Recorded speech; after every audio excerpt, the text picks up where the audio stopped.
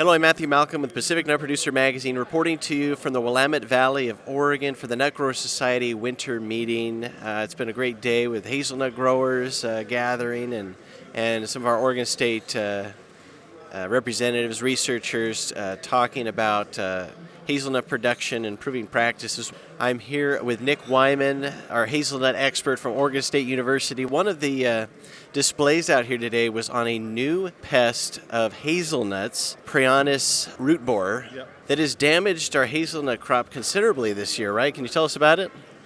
Sure. Well, this is a native pest. It's probably been around since as long as we've been growing hazelnuts, but I think it's not a new pest, so it's a recently realized pest, I would say. So a lot of growers have seen sort of decline symptoms in hazelnut orchards where the canopy kind of doesn't look real healthy. A lot of times we're looking for trunk problems or root problems when an orchard looks like that. And a lot of times when we actually dig up the tree, we'll find a lot of larvae or grubs from prionus californicus, which is the prionus root borer, and it's probably one of the scarier looking insects that we have in Oregon. It's a giant longhorn beetle, and it's probably one of the largest beetles that is present in Oregon. The grubs can be up to 4.5 inches long, and they take up to 5 years to develop in the soil. So it's a challenging pest to manage because there aren't a lot of options for products, for example, that you could drench the soil with and have any effect on the population. One of the big realizations was that they're very easy to trap. So there's a commercial trap available with the pheromone lure that is very effective at capturing males. So At the beetle stage? Or? Yes, exactly. The adult males that actually fly and crawl around in the orchard. So a lot of growers got wind of that this summer, and they were testing out these traps, catching a lot. So some of the numbers were just incredible that were coming out of these orchards. And so this is something that we are actively researching. We're trying to figure out management solutions for. It's pretty tough. It kind of reminds me of our 10-line June beetle in California, where if you have enough of these insects, these grubs underground, right? They're nibbling at the roots of these trees, right? So if you have enough of them, it can cause a tremendous amount of loss in vigor for the tree, right? Yeah, that's right. So we think that there are pretty high numbers in some of these orchards that can actually cause sort of a slow decline or maybe even death of the tree in many cases.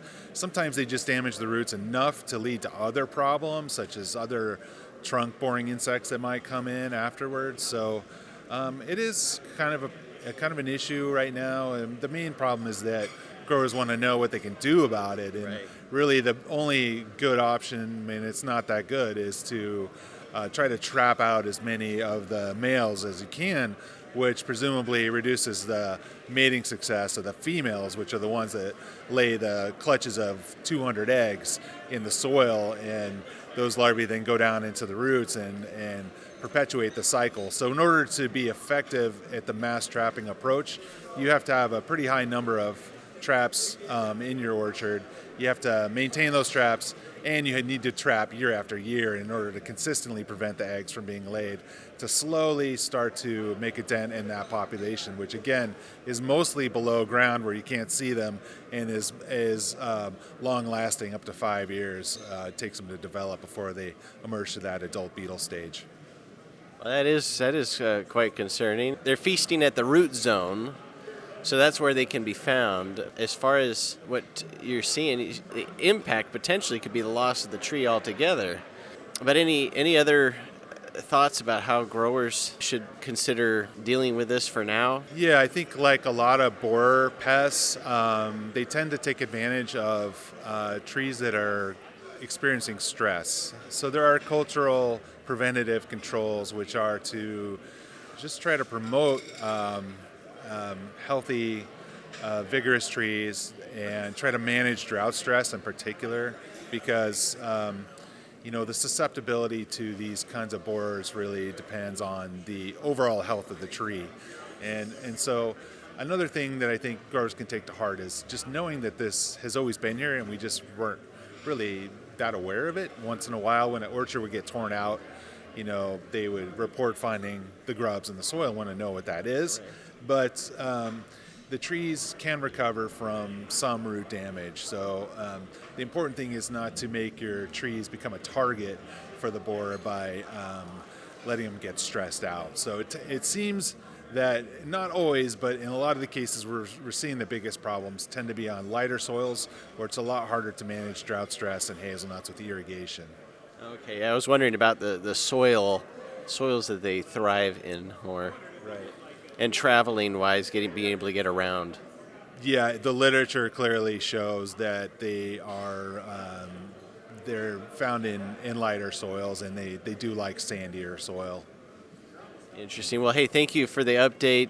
We look forward to learning more, of what you figure out the near future, hopefully on getting a hold of this pest. Read more about these things in Pacific Nut Producer Magazine. I'm Matthew Malcolm, PacificNutProducer.com.